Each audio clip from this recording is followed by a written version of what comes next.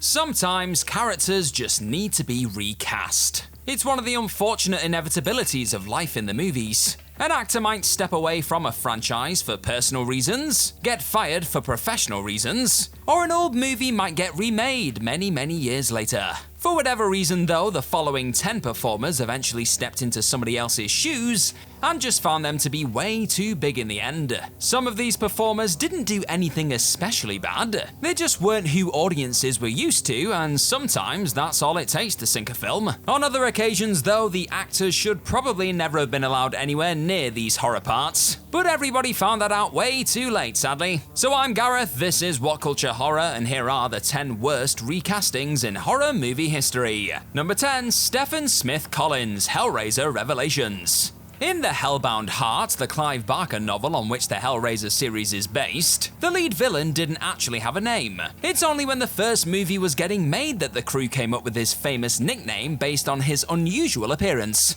This was the birth of Pinhead. The pale-faced living voodoo doll has been the anchor of the franchise since day one, thanks in no small part to the amazing work of original actor Doug Bradley, who is a master at bringing demonic creatures to life.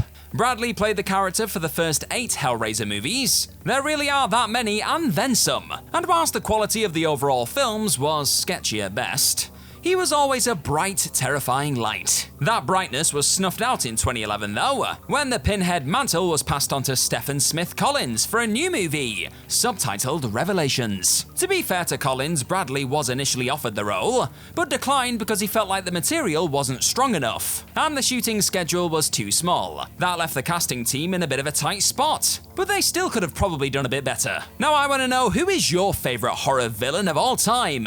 Is it Pinhead or somebody else? You let me know in the comments section down below. Number 9, Stuart Townzen, Queen of the Damned. Tom Cruise blew everyone away with his portrayal of Lestat the Lion Court in 1994's Interview with the Vampire, proving to everyone that he was more than just an action man. Unfortunately, people were less keen to praise the next actor who played the character. Queen of the Damned, which came out in 2002 and was based on another Anne Rice novel, served as a very loose follow-up to Interview, with Lestat being one of the few connecting threads between the two pictures. Instead of big star Tom Cruise in the role though, he was played by Stuart Townzen, who at the time was a bit of a nobody really. This might have been okay had Townzen delivered a knockout performance, but alas, that just did not happen. Instead, he and the rest of the cast hammed everything up to the nth degree. And whilst the first movie was playfully camp, this was just ridiculous. Poor Stuart has got to have some of the worst luck in movie history too, as a few years before this disaster,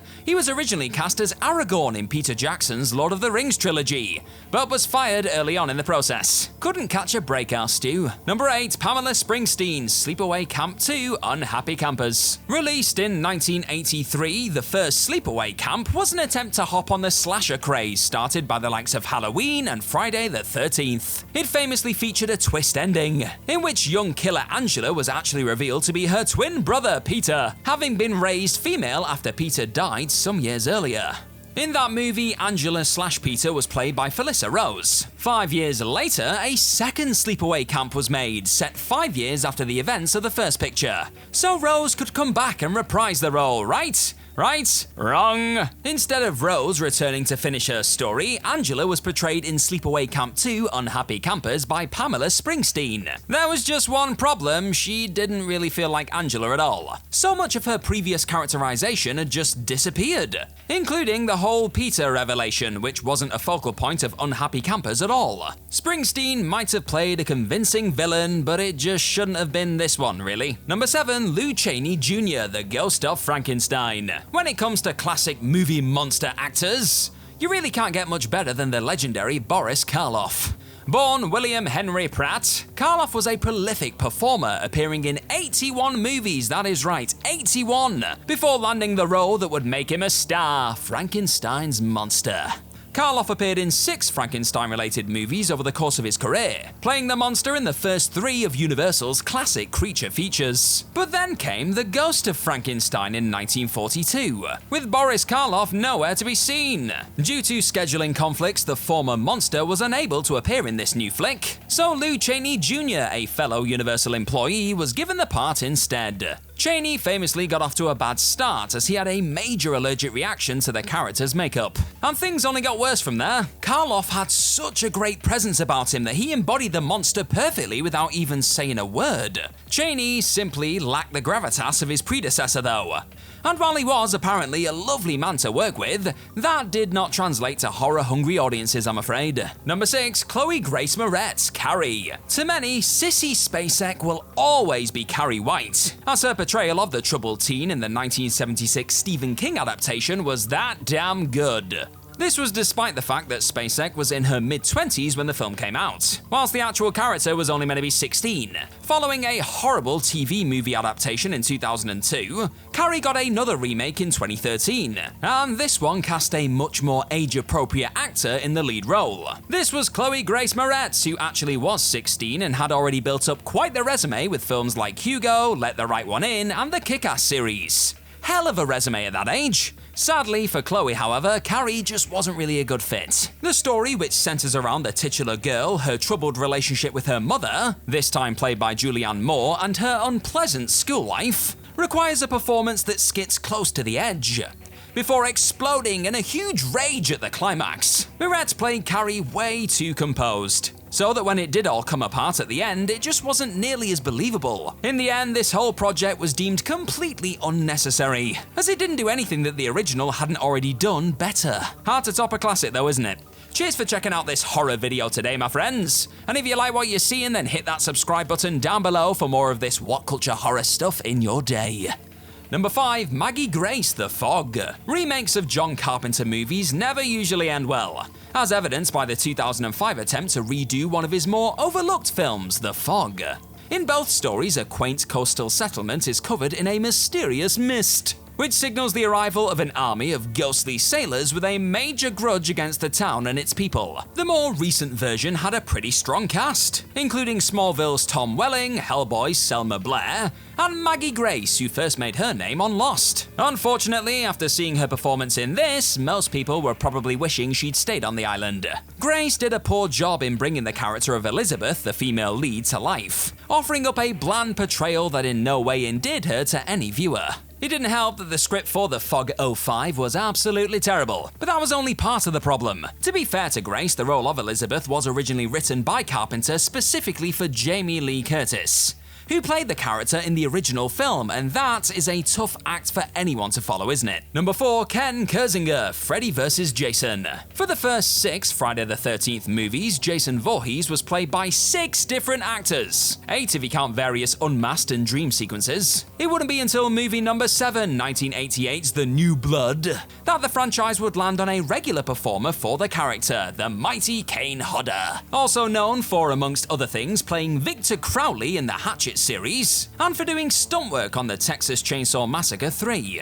Hodder appeared as Jason in a record 4 back-to-back pictures. The films themselves were inconsistent, but Hodder always did a good job, didn't he? Then, in 2003, just 2 years after his previous movie outing, Jason joined up with another horror icon in Freddy vs. Jason. But whilst Robert Englund got to play his most famous part, Hodder did not, as he was replaced by Ken Kirzinger. Viewers had really fallen for Hodder's hulking presentation of their beloved killer, so Kirzinger coming in felt like a massive betrayal of their trust. Even Sean S. Cunningham, the original Friday the 13th director, disagreed with replacing Kane.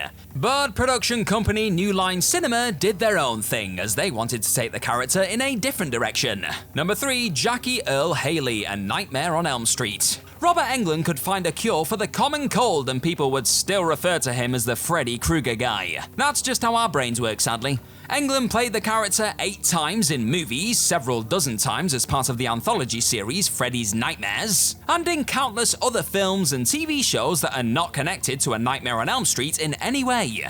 He is that synonymous with this character. This presented a huge issue for the 2010 Elm Street remake. Englund, who was in his early 60s at the time, wasn't in the position to return to the character, so the search for a new Freddy began, eventually landing on Jackie Earl Haley, who had recently played Rorschach in the movie version of Watchmen.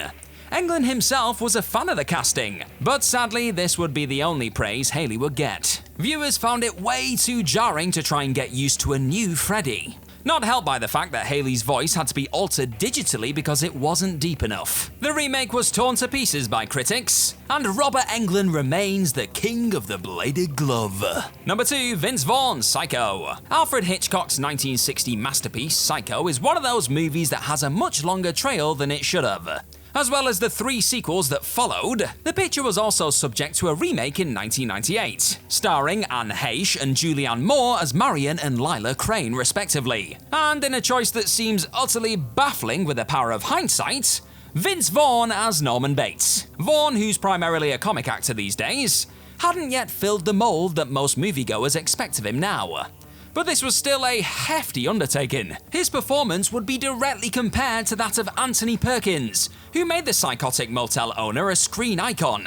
Would Vinny be up to the task? Well, in a word, no. As much as he tried, Vaughn simply couldn't capture the naive madness that made Bates so compelling the first time around. It didn't help that the remake was pretty much identical to the original, which just exposed the actor as even more of a cheap imitator. If only this had been a comedy send-up of Psycho instead, that would have made way more sense. And number 1, Julianne Moore Hannibal. Considering she's already featured on this list twice, it was only a matter of time before Julianne Moore got her own entry, and here it is. A decade after it shook the movie world to its core, The Silence of the Lambs got a sequel in the form of 2001's Hannibal.